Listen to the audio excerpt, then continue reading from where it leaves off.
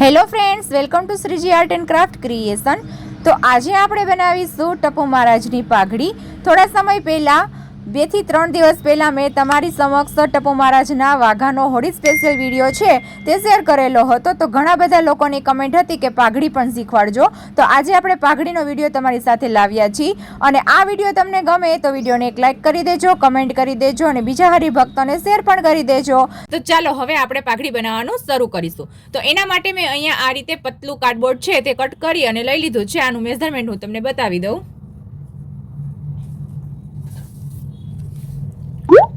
તો આનું મેઝરમેન્ટ મેં રાખેલું છે 4 ઇંચ જેટલું। તમે 4 ઇંચથી થોડું કમ પણ લઈ શકો અને બિગનર્સ હો તો તમે 4 ઇંચ લેજો। હવે આની ઉપરથી મેં પહોળાઈ રાખેલી છે એ આપણે 1 ઇંચ જેટલી અત્યારે રાખીશું અને પછી આપણે ઉપરથી શેપ આપી અને કટ કરીશું। તો પહેલા આપણે શું કરીશું, આ રીતે વચ્ચેથી ફોલ્ડ કરી લેશું અને વચ્ચેનો ભાગ કાઢી લેશું। તો આ રીતે આપણે એક માર્ક કરી દેશું। અહીંયા આ રીતે માર્ક કર્યા બાદ આપણે આના ઉપર શેપ ડ્રો કરવાનો છે, એટલે કે અહીંયાથી આપણે જે તિલક ચાંદલાવાળો ભાગ છે ત્યાંથી આપણે મોટા મહારાજની પાઘડી બનાવી છે એ રીતે આપણે અહીંયા શેપ આપીશું અને આપણે આ જે ભાગ છે પાછળનો ભાગ ત્યાં પણ આપણે આ રીતે થોડો ક્રોસમાં શેપ આપીશું। આ ભાગ થઈ ગયો આટલો। પછી હવે આપણે અહીંયાથી 1/2 ઇંચ જેટલું છે એ માર્ક કરીશું અને સીધી લાઈન છે તેને ડ્રો કરી લેશું। આ થઈ ગયું આપણું આટલું। હવે આપણે બેન્ડ કરી અને આપણો આ જે બંને ભાગ છે એ આપણે કટ કરી લેશું અહીંયાથી અને આ બાજુથી બંને કોર્નર અને ઉપરનો ભાગ છે એને આપણે કટ કરીશું।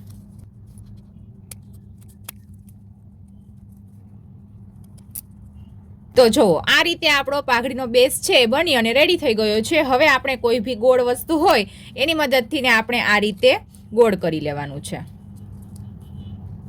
એટલે આપણો મસ્ત આ રીતે પાઘડીનો બેઝ છે તે બની જશે। પતલું કર્યા બાદ હવે આપણે આના ઉપર છે તે અસ્તરનું કાપડ છે તે લગાવી। તો અહીંયા આ રીતે આપણે ગ્લુ લગાવી દેશું। અહીંયા તમારે હોટગન યુઝ ન કરવી હોય તો ફેવિગ્લુ આવે છે એનો પણ તમે અહીંયા યુઝ કરી શકો છો। તો આ રીતે આપણે પાછળની બાજુ સ્ટીક કરી દીધું છે।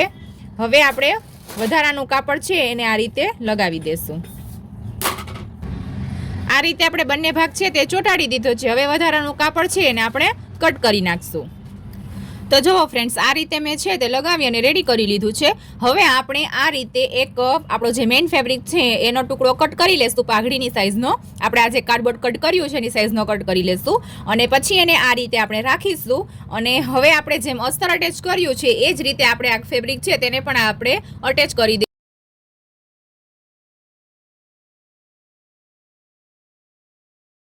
આ રીતે આપણે કાપડ લગાવી દીધું છે। હવે આપણે આને આ રીતે ફોલ્ડ કરીશું અને હવે આપણે શું કરવાનું છે, આ રીતે ફોલ્ડ કર્યા બાદ આપણે મહારાજના માથામાં પહેરાઈ જોવાનું છે।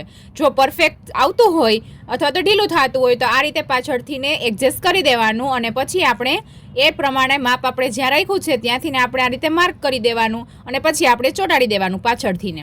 તો આપણે આપણા મહારાજના માથામાં પહેરાવી અને જોઈને પાછળથીને ચોંટાડી દઈએ। તો જો ફ્રેન્ડ્સ, આ રીતે આપણું પાઘડીનો જે ગોળ સર્કલ ભાગ છે બની અને રેડી થઈ ગયો છે અને મેં અહીંયા આ રીતે પાછળથીને ચોંટાડી દીધું છે। હવે આપણે છોગું બનાવીશું। તો છોગા માટે મેં આ રીતે અત્યારે તૈયાર કરી અને લઈ લીધો છે પટ્ટો। તો આ પટ્ટો મેં કઈ રીતે તૈયાર કર્યો છે તમને જણાવી દઉં। તો ફેબ્રિક કેનવાસ આવે છે એ મેં લીધેલું છે। કાપડ જેના ઉપર આપણે આયરનથી પ્રેસ કરીને કાપડ ચોંટી જાય છે એટલું અહીંયા મેં કેનવાસ લઈ લીધું છે અને એના ઉપર મેં આ મેઇન ફેબ્રિક છે તે રાખી અને આયરન કરી દીધું છે જેથી કરીને અહીંયા ચીપકી ગયું છે।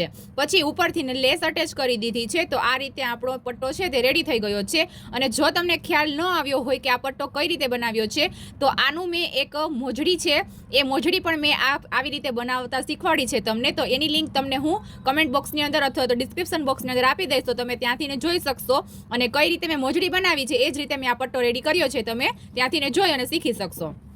તો હવે આપણે જે મોટા મહારાજના વાઘા બનાવી છીએ એમાં જે રીતે આપણે પાઘડી બનાવી છીએ અને જે રીતે આપણે છોગું બનાવી છીએ એ જ રીતે આપણે અહીંયા છોગું બનાવીશું। તો અહીંયા આ રીતે પાટલી પાડી લેશું અને નીચેથી આપણે એને સોય દોરાની મદદથી સીવી લેશું। તો આ રીતે મેં છોગું છે તે બનાવી અને રેડી કરી લીધું છે અને અહીંયા મેં સ્ટિચ કરી દીધું છે. આની જે લંબાઈ પહોળાઈ મેં રાખેલી હતી એ 7/1 ઇંચની રાખેલી હતી. તમારે જે રીતે આનો ઘેર આપવો હોય એ રીતે તમે લંબાઈ પહોળાઈ છે તે કરી શકો છો. અને હવે તમારે ફ્રેન્ડ્સ આની ઉપર સીધું જ તમારે ચોંટાડવું હોય તો તમે સીધું પણ આ રીતે લગાવી શકો છો. અને જો તમારે એ રીતે ન કરવું હોય તો આપણે ઉપરની બાજુ આનું ઢાંકણ પણ બનાવીશું. તો ચાલો હવે આ રીતે આપણે ફરીથી ને કાર્ડબોર્ડ લઈ લેશું અને એના ઉપર આપણે આ રીતે આપણી પાઘડી છે તેને રાખી દેવાની છે. અને આપણે જેમ મોટી પાઘડીની અંદર સર્કલ ડ્રો કરી છીએ અંદરથી એ જ રીતે આપણે સર્કલ ડ્રો કરી લેવાનું છે. અને પછી આપણે કટ કરી અને ચોંટાડી દેશું. બંને બાજુ ફેબ્રિક છે તેને અટેચ કરીને પછી જ લગાવવાનું રહેશે. તો જો આ રીતે આપણું સર્કલ છે તે કટ થઈ ગયું છે અને આ રીતે આપણે એને લગાવવાનું છે. પહેલાં આપણે આના ઉપર છે તો કાપડ લગાવી લઈએ.